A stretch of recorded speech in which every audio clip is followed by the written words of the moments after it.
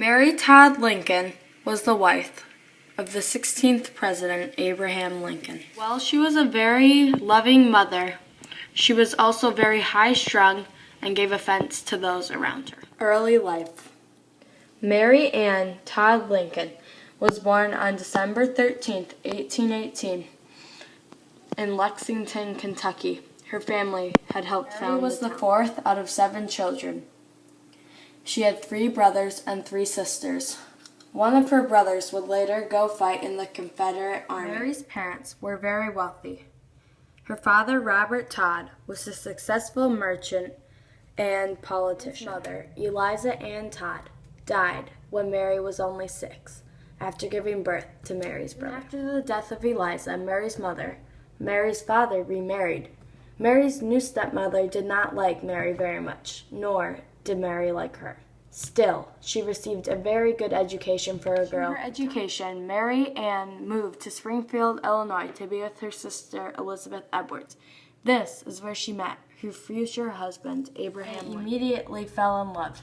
They both had a good sense of humor and a love for politics and literature. Mary's parents did not approve of Lincoln, though, because he had grown up poor and uneducated.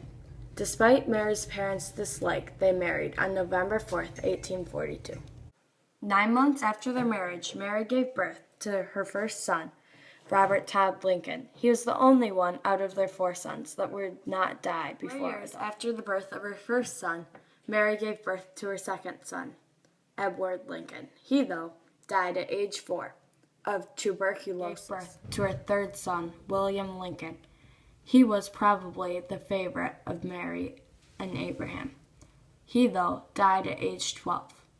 This sent Mary into a long period of mourning. William was still alive when Mary gave birth to her 4th child, Thomas Lincoln. He would die at age 22. In his younger years, he did not get very much attention because Mary was still mourning after the death of her 3rd son. Mary loved politics so much. She was a large help to Lincoln, a lot for him. After finding out that he had been elected, Lincoln ran home to tell Mary, saying, "Mary, we are elected." After the election of Abraham Lincoln, 11 southern states seceded from the Union. This is what sparked the Civil War.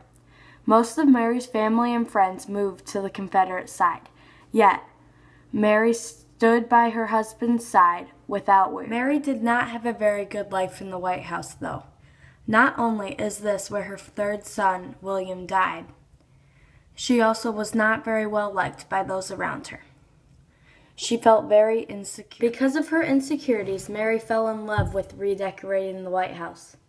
This would later bring her family into financial debt because it was very expensive. Matters got even worse, though.